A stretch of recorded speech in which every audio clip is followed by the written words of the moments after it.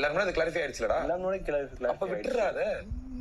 இதுக்குள்ள நீ இன்னும் போக போக அப்புறம் என்ன நடந்தது இந்த மாதிரி 4 பேர் வந்து பேசதான் செய்வாங்க. என் மேல தப்பு இல்ல, அவங்க மேல தப்பு இல்ல, அவ்வளவுதான் நான் சொல்லுவேன். நான் ஏதோ நான் தப்பு பண்ண மாதிரி சாண்ட்ராக்கா இது பண்ணிட்டு இருக்காங்க. இது வந்து ஒரு கன்ஃபியூஷன். இது இன்னும் ரொம்ப மோசமா போயிருக்கும். நான் இதை ரொம்ப தெளிவா சொல்றேன். அவங்க சொல்றாங்கன்னு யோசிக்காத. என்ன மச்சான் என்னது அவ மேல தப்பு இல்ல. நீ இவ்வளவு நாளா என்ன சொல்லுங்கிற? அவ எவ்வளவு பெரிய வேலை பண்ணிட்டா, என்ன இந்த மாதிரி பண்ணி விட்டா, அவ எவ்வளவு பெரிய தப்பு பண்ணிக்கிறான்னு சொல்லிட்டு இப்ப அவ மேல தப்பு இல்லன்ற.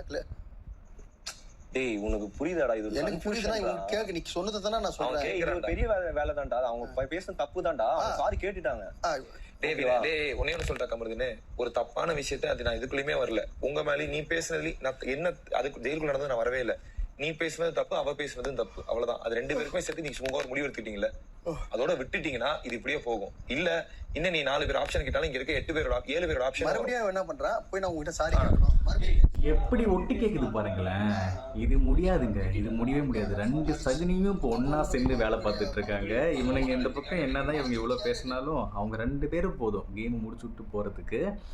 பட் பேபி பேபி பேபின்னு பேசின காலம் போய் இப்போ வந்து கண்ணாப்பின்னான்னு பேசிக்கிட்டு இருக்காங்க. அதுக்கு தான் ஒரு ரிலேஷன்ஷிப்குள்ளே போகிறதுக்கு முன்னாடியோ இல்லை லவ்வே வேணாங்க, அப்படி ரிலேஷன்ஷிப்குள்ளே போனீங்கன்னா யோசிச்சு பிளான் பண்ணி போங்க.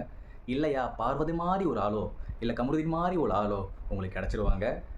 வெளியே அனுப்ப சொல்லுங்கள், வெளியே அனுப்ப மாட்டாங்க. சரி ஓகே பார்ப்போம் என்ன பேசுகிறாங்கன்னு.